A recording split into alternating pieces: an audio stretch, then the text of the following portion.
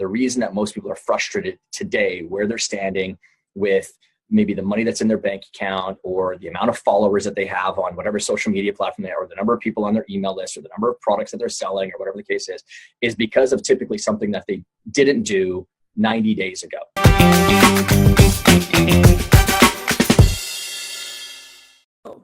Hello, everyone. I am so excited for this episode of the Persuasion Show and How They Persuade series. But I'm not excited because I'm with a man, and a really, really handsome man. I wish I was not that shallow, but unfortunately I am. But that's not what I'm excited about. What I'm excited about is this is the first time we've had a male faced with the kind of questions that I like to torture women with. So I'm really excited to have a torture subject that's not a fellow female. And that's really exciting. The other reason this interview is so exciting is because I've always referred to Todd. I've never, we haven't personally met, but I've always referred to Todd as the man with the kind face. And you probably don't know this, but every time someone mentions Todd, it's like, yeah, I know him. He's the man with the kind face. So it would be interesting to see how badly I can torture his kind face. That's giving me a lot of excitement. I'm really anticipating all that kindness turning into pain. Welcome, Todd. Todd is the creator of the 90-Day Year. He's the founder of Peak Athlete, and he is the kind of guy who works with top performers, which is a very, very high bar to set for yourself. So tell me a bit about that, Todd. Well, first off, thanks for having me. And I had no idea that I was going to be the first dude on your show. So I'm honored to be the one to pop the proverbial cherry, I guess, on that one. So who am I? Well, first and foremost, I am a lover of root beer.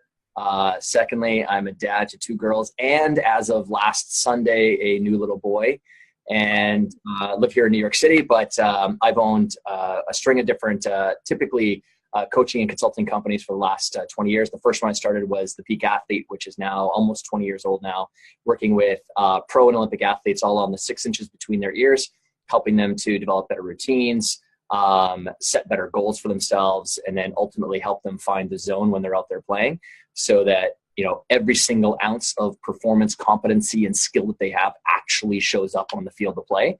And because of the work and because of the fact that I work with like truly elite athletes, you end up meeting and running into executives and entrepreneurs who many people have this aspiration of, or this story in their head that they could have been a professional athlete, or they like to think of themselves that way. And so I would get reached out to by, you know, other people asking me, hey, well, I've got to perform at a high level. Can you help me too? And so that launched another coaching company called the No Limits, which I ended up selling a little over a decade ago to a bunch of energy companies.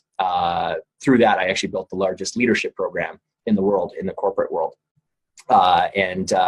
So I also work with entrepreneurs as well, using my 90-Day Year system, which actually started in athletics to help athletes perform at a high level and actually ascend through their skills really quickly, or develop their skills really quickly.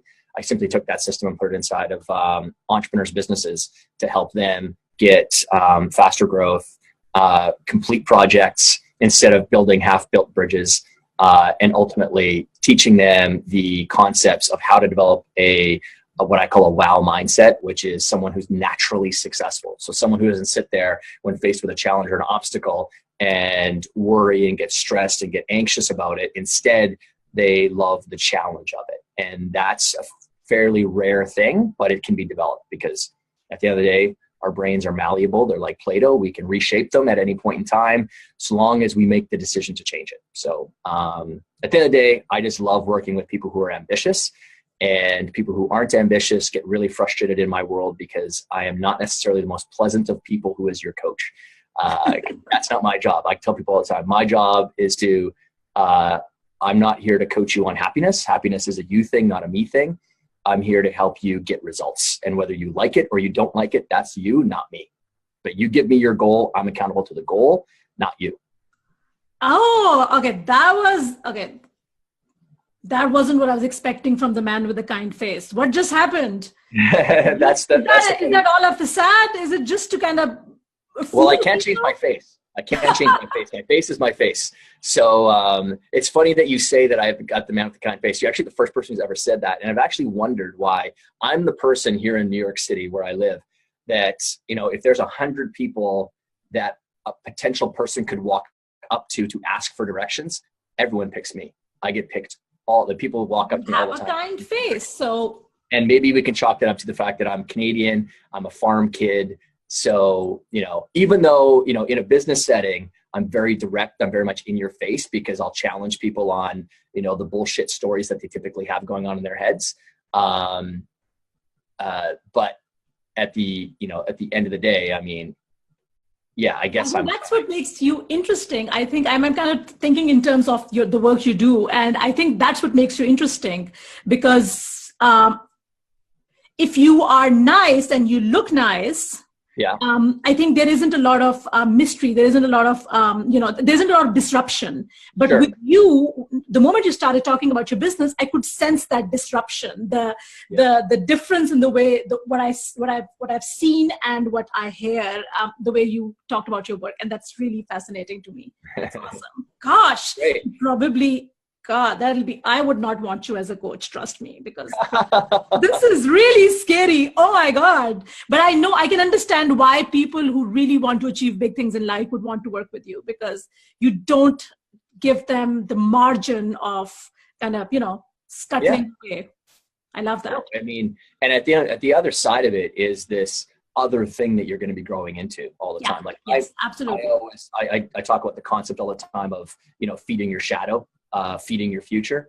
And what I mean by that is, if you look at the horizon line that's 90 days out, the reason that most people don't get the results that they want, or the reason that most people are frustrated today, where they're standing with maybe the money that's in their bank account or the amount of followers that they have on whatever social media platform they are, or the number of people on their email list or the number of products that they're selling or whatever the case is because of typically something that they didn't do 90 days ago. Absolutely. And so and the other thing too is people live so much in the immediacy of now, like they're trying to self-gratify right now. That's me. I get it. And so one of the first things I give to every single one of my clients is I'm also like I do some artist work and have since I was a young kid. So drawing, and I always custom draw something for a private client and then send it to them in a frame. And what it is just a horizon line with them as a shadow standing on that horizon line. And, just the phrase is, feed the shadow, meaning feed that person in the future. That's the person that you're trying to feed. You can't feed someone, chips and soda and chocolate bars today and expect that person 90 days from now to welcome you with open arms saying, hey, thanks for making me a fat slob right now, buddy. Or the business person standing on the horizon line 90 days from now, which is you saying, hey, thanks for not showing up on the field of play when you could have written something that could have provided more value to your marketplace, because now I'm standing here with not an audience to talk to. So when you think of it, so I'm always trying to give people, because when you think about how the brain works, visuals, over 70% of the brain is devoted to the visual cortex. So when trying to impart some sort of concept to someone or, a new philosophy, when you can give them an image, now they've got something tangible that they can hold on to. And so anyways, I'm constantly personally just feeling. I love the concept of feed the shadow. I think that's genius. I love that. Let's talk about you for a minute. Okay. And listening to you when you talk about this, when you talk about your business, when you talk about your ideology, it's really interesting because to me it seems like everything would be easy for you, right? That's how it comes across, and I know that's probably not true. No. So tell me about your biggest WTF moment, at a personal level or at a business level. My biggest WTF moment would have been there's a few that I could easily attach to. Probably the biggest one was when one of my former business partners embezzled all of the money out of the business and essentially put me in a state of I should have filed for bankruptcy. That's what my accountants and my lawyer were saying, just file for bankruptcy. But I didn't. I ended up paying it all off, and it took me 6 years to pay off all of the people, but I ended up paying it off. But anyways, that was my biggest WTF moment because I made quite a bit of money in the sale of one of my businesses, which then I took all of that money and went and purchased another company which was with a good friend of mine. And, a year later, he ended up, essentially cheating me out of a lot of money. Wow. And how'd you grow out of that loss of trust? Well, that's a great question. How did I grow to that loss of trust? You're a good question, Oscar, because no one's asked it that way. I would say it took a little while. I think what it did was, at least it happened when I was young and I didn't have a family yet. So this was over a decade ago, or almost a decade ago. And so I looked at it as I'll not make that mistake again. It's a valuable thing to learn at a younger age than it is at an older age, where it's a lot more challenging to come back from. And I don't know that I've even maybe unshackled the trust part of things. There's some, I'm always looking for other angles that people are coming at me with, but not in a negative way. I'm really looking at it from how can I really fully understand the landscape of this opportunity or this, thing that's presented in front of me. So, but at the end of the day, I'd be a terrible mental toughness coach if I couldn't overcome that. Right. So, I've been living in that world for over a decade already. So, I had a friend who a week later, when we were out for having a drink here in New York City, she was she's like a model. She's from Australia, and we were out having, she's just a good friend. And she was like, I would be under the covers right now, bawling my eyes out. And I was like, okay, it's done. There's absolutely, nothing that I can really do about this right now. So, I can wallow in it, or I can just, keep on putting one foot forward. Doesn't mean that it's easy by any stretch of the imagination. Yeah. It wasn't easy. Yeah.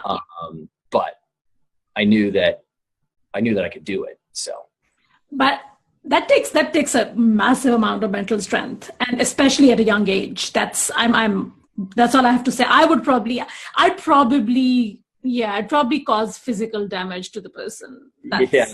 Yeah. Trust me, there's enough of those thoughts that went through my head. I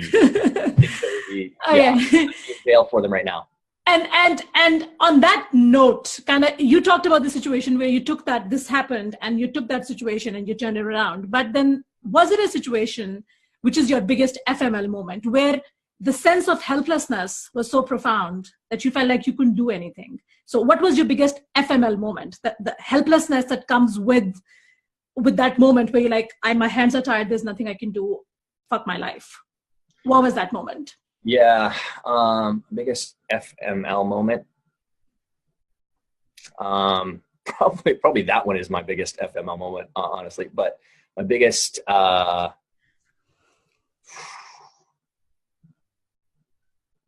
would say, this is actually probably more on a personal side of things. And that was, I was in a state of transition when I was in my mid 20s, where even though I had the business that I was in, it wasn't really going the way that I really wanted it to be going. And I was in a serious relationship at the time. And then, she left with great kind of fanfare, and essentially I always thought was always going to be that person kind of next to me. And, basically in not so many words said, I just don't believe in you. I don't think that what you're doing or I just don't think, basically, I don't think you're going to amount to very much, sort of thing. And she was presented with an opportunity with someone who at the time was more successful, I guess, monetarily than myself. And so that was, because that's your most trusted, that was the most trusted person that I had at the time. Wow. And so that one was, that one sent me into a good solid 2-month